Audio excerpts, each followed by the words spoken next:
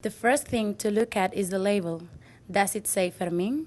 Then you are sure to have a true Spanish delicacy.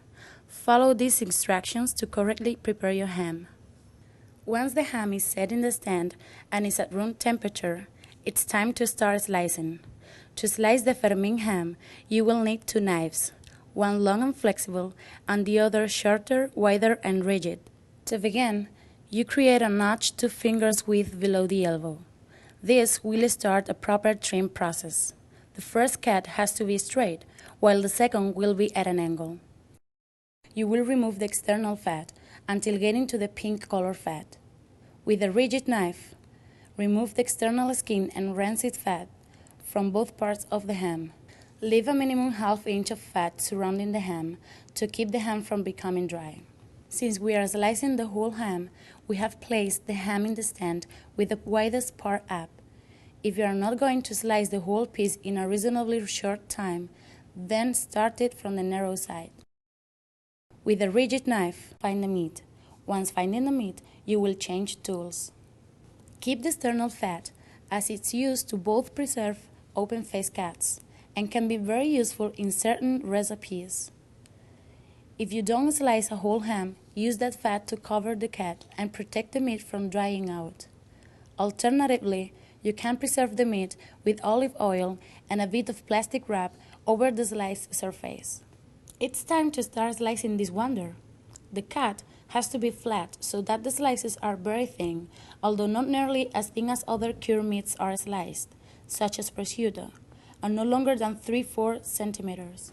Please, before carving the ham, take your own safety measures.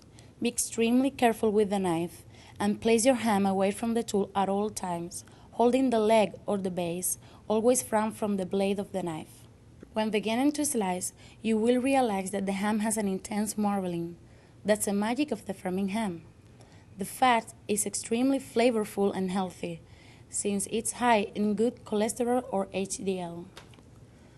Also, the fat will melt in your mouth smoothly, with a rich and long flavor which makes this ham a cut-off. After many slices, you'll find the hip bone. Using the edge of the short knife, cut around the bone so that you can slice that part of the ham. Follow the bone shape. Now, since you have separated the meat from the bone, you won't find any problem getting those last slices. The second bone found is the femur. Once you get this bone, it will mean that it's time to start slicing the second half of the ham. You still have a lot of jamon to enjoy. Once you set the ham in the stand or jamonera, you have to start, as you did previously, removing the external fat. Also, you soon realize that this part has less marbling, but it still has a meltingly nutty taste. Before carving or eating, bring the ham to room temperature. Remember that the ham has its best flavor at room temperature. The fat will soften and the taste complexity develops, so do not slice or serve it cold.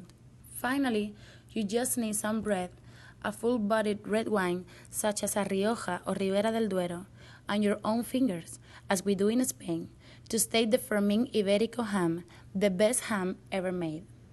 Enjoy this wonder, one of the first of its kind in the US. Follow these instructions and let us know if you need more information or more hams. Enjoy!